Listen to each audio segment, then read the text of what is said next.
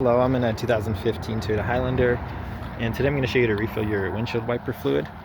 So with the hood open, we'll go up front, and then you're going to look for this symbol in the cap.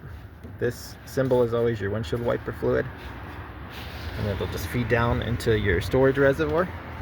So I'll pop that open, and then you'll take your new jug of windshield wiper fluid, pour it right in here, and then check to make sure there's no leaks or anything. Sometimes these reservoirs can crack or a hose can get loose for whatever reason, which you'll know if it starts pooling underneath the car after you fill this up. You can fill all the way to the top if you want, wherever lower, it's all perfectly fine.